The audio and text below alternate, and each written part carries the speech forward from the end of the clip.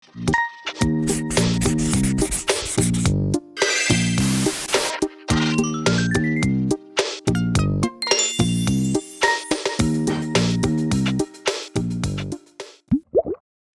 ากฝรั่งกับเด็กเป็นสิ่งคู่กันและเป็นสิ่งที่ขัดใจกันระหว่างผู้ใหญ่กับเด็กมาแทบทุกรุ่น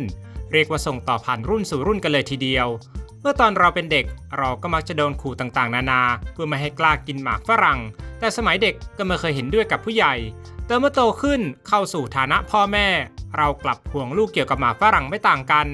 กลัวหมากฝรั่งติดคอบ้างกลัวลูกกลืนหมากฝรั่งแล้วจะเป็นอันตรายบ้างและหากลูกกลืนหมากฝรั่งลงท้องแล้วจะไปอยู่ส่วนไหนของร่างกายกันหมากฝรั่งส่วนใหญ่ทำมาจากยางสังเคราะห์ผสมกับสารให้ความหวานเช่นน้ำตาลไซลิทอลและซอร์บิทอลใส่สารแต่งกลิ่นและผสมสารกันเสียถ้าเราเผลอกลืนหมากฝรั่งลงไปก็คล้ายกับการกลืนอาหารธรรมดาทั่วไปเพราะถึงแม้ว่ายางสังเคราะห์ในหมากฝรั่งนั้นจะไม่สามารถย่อยสลายด้วยน้ำย่อยในร่างกายแต่ก็ไม่สามารถไปพันลำไส้ได้เพราะเมื่อหมากฝรั่งถูกกลืนลงไปแล้วมันจะค่อยๆเคลื่อนลงไปตามระบบทางเดินอาหารไปจนถึงลำไส้ใหญ่และถูกขับถ่ายออกมาในรูปของอุจจาระในที่สุด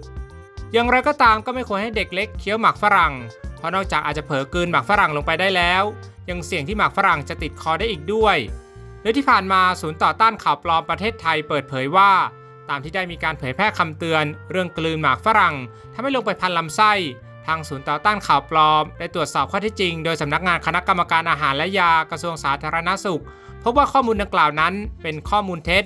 ดังนั้นการกลืนหมากฝรั่งลงท้องไม่เป็นอันตรายมากนักและไม่ทำให้มันติดอยู่ในกระเพาะอาหารยาวนานเพราะร่างกายสามารถย่อยและกำจัดส่วนที่เหลือออกจากร่างกายได้ผ่านทางอุจจาระซึ่งผู้เชี่ยวชาญได้กล่าวว่าหากเราลองไปค้นอุจจาระเราจะพบว่าหมากฝรั่งแทบจะยังคงอยู่ในสภาพเดิมนั่นเป็นเพราะมันไม่สามารถย่อยสลายได้อย่างไรก็ตามการกลืนหมากฝรั่งสำหรับเด็กก็ยังคงมีอันตรายอยู่บ้างเช่นทำให้หมากฝรั่งติดคอสำลักและอาจทำให้ลำไส้เด็กอุดตันได้หากกลืนหมากฝรั่งในปริมาณมากๆแม้สิ่งนี้จะไม่ได้เกิดขึ้นบ่อยก็ตามสำหรับอาการเตือนเมื่อลูกอาหารติดคอสำลักหรือมีอาการไออย่างรุนแรงและต่อเนื่องหายใจไม่ออกหรือหายใจเสียงดังเหมือนคนเป็นโรคหอบหืดพูดไม่มีเสียงออกมาหรือพูดได้ลำบากหายใจเร็วผิดปกติวิธีปฐมพยาบาลเบื้องต้นเมื่อลูกอาหารติดคอให้รีบช่วยเหลือในเบื้องต้นโดยใช้วิธีจับเด็กนอนคว่ำและตบแรงๆบริเวณทรวงอกด้านหลังระหว่างกระดูกสะบักจนอาหารกระเด็นหลุดออกมา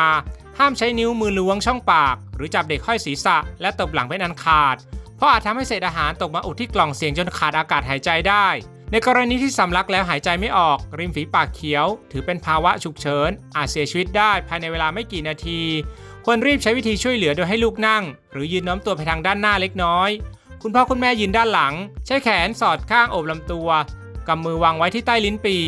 ดันมือลงตำแหน่งลิ้นปี่อย่างรวดเร็วเพื่อให้เกิดแรงดันในช่องท้องดันให้อาหารหลุดออกมาสิ่งที่สำคัญที่สุดในการช่วยลูกจากภาวะฉุกเฉินดังกล่าวนั้นผู้ปกครองจะต้องตั้งสติให้ดีรีบช่วยเหลือลูกโดยเร็วที่สุดอย่างถูกวิธีเพราะหากสมองของลูกขาดออกซิเจนเพียง4 นาทีก็อาจทำให้กลายเป็นเจ้าหญิงหรือเจ้าชายนิทราตลอดไป